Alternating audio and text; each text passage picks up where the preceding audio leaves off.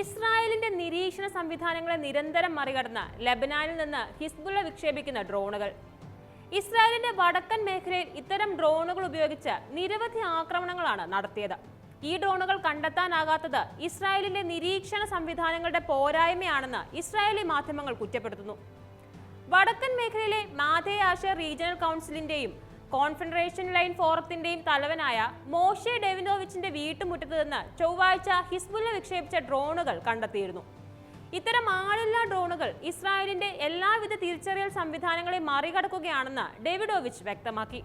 കഴിഞ്ഞ ദിവസം ഇത്തരത്തിൽ 50 കിലോമീറ്റർ ദൂരം സഞ്ചരിച്ച ഡ്രോൺ തബാരയിൽ പതിച്ചിരുന്നു. ഹിസ്ബുള്ളയുടെ ഡ്രോണുകൾ നിരന്തരം അപകടം വിതയ്ക്കുന്നത് ചെറിയ ആകാശ വസ്തുക്കളെ കണ്ടെത്തുന്നതിലെ ഇസ്രായേലിന്റെ ബലഹീനതയുടെ ഉദാഹരണമാണെന്ന് ഇസ്രായേലി ചാനൽ 12 റിപ്പോർട്ട് ചെയ്യുന്നു. ഡ്രോണുകൾ വടക്കൻ മേഖലയിൽ പ്രവേശിക്കുന്നത് സുരക്ഷാ സംവിധാനങ്ങളെക്കുറിച്ച് ഗുരുതരമായ ചോദ്യങ്ങൾ ഉയർത്തുന്നുവെന്ന് ഇസ്രായേലി ചാനലായ KAN മുന്നറിയിപ്പ് നൽകിയിട്ടുണ്ട്. ഹിസ്ബുള്ളയുടെ ഡ്രോണുകൾ താരതമ്യേന താഴ്ന്നാണ് പറക്കുന്നത്. ഇത് ഇസ്രായേലിന് വലിയ വെല്ലുവിളി സൃഷ്ടിക്കുന്നുമുണ്ട്. കൂടാതെ ഇസ്രായേലിന്റെ നിരീക്ഷണ സംവിധാനങ്ങളെ ഹിസ്ബുള്ള നിരന്തരം പഠിച്ചുകൊണ്ടിരിക്കുകയാണെന്നും KAN റിപ്പോർട്ട് ചെയ്യുന്നു. ഇസ്രായേൽ സുരക്ഷാ മന്ത്രി യോവ് ഗാലന്റ് ചൊവ്വാഴ്ച വടക്കൻ മേഖലയിലെ സൈനിക നിരീക്ഷണ കേന്ദ്രം സന്ദർശിച്ചിരുന്നു.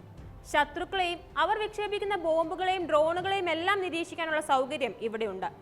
എന്നാൽ ഈ കേന്ദ്രം പ്രവർത്തനക്ഷമമല്ലെന്ന് KAN ചൂണ്ടിക്കാട്ടുന്നു. നിരീക്ഷണത്തിന് ഉപയോഗിക്കുന്ന ബലൂൺ കീറിപ്പോയതിനാൽ ഏകദേശം 2 വർഷമായി ഈ സംവിധാനം പ്രവർത്തനരഹിതമാണ്.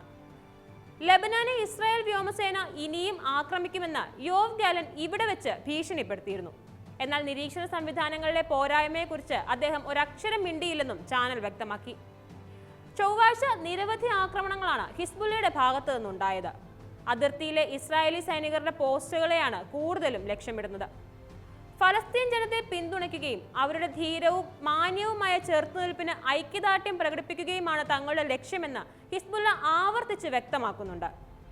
ചൊവ്വാഴ്ച രാവിലെ 10 വിക്ഷേപിച്ച റോക്കറ്റ് റമീമിലെ ഇസ്രായേൽ സൈനികരുടെ ബാരക്കിൽ പതിച്ചു. ഉച്ചയ്ക്ക് 2 മണിക്ക് വീണ്ടും ഇതേ ബാരക് കനത്ത സ്ഫോടന ശേഷിയുള്ള ബുർക്കൻ റോക്കറ്റ് ഉപയോഗിച്ച് ഹിസ്ബുള്ള ആക്രമിക്കുകയും ചെയ്തു. വൈകിട്ട് 4 വീണ്ടും ആക്രമണം നടത്തി. കഴിഞ്ഞ 4 മാസമായി ഹിസ്ബുള്ള ഇസ്രായേലിനെതിരെ ആക്രമണം തുടരുകയാണ്. സൈനിക താവളങ്ങളെയാണ് കൂടുതലും ആക്രമിക്കുന്നത്. ഇസ്രായേലിലേക്ക് ആയിരക്കണക്കിന് മിസൈലുകൾ വിക്ഷേപിക്കാൻ ഹിസ്ബുള്ളയ്ക്ക് ഇപ്പോഴും കഴിവുണ്ടെന്ന് ഇസ്രായേൽ മാധ്യമങ്ങൾ കഴിഞ്ഞ ദിവസം വ്യക്തമാക്കിയിരുന്നു. ഹമാസ് നേതാവ് സാലിഹ് ഹാറൂറിയെ ലബനാനിൽ വെച്ച് വധിച്ചതിന് പിന്നാലെ വടക്കൻ ഇസ്രായേലിലെ സൈനിക കേന്ദ്രത്തിന് നേരെ ഹിസ്ബുള്ള ഡ്രോൺ ആക്രമണം നടത്തിയിരുന്നു.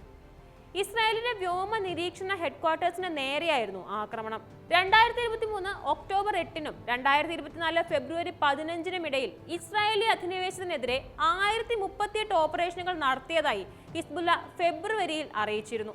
നിരവധി ഇസ്രായേലി സൈനികർക്കാണ് ഈ ആക്രമണങ്ങളിൽ പരിക്കേറ്റത്.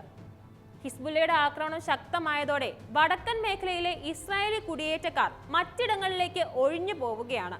ഇസ്രായേലിന്റെ ചരിത്രത്തിൽ ആദ്യമായിട്ടാണ് വടക്ക് ഭാഗത്തു നിന്ന് കുടിയേറ്റക്കാരെ ഒഴിപ്പിക്കുന്നത്.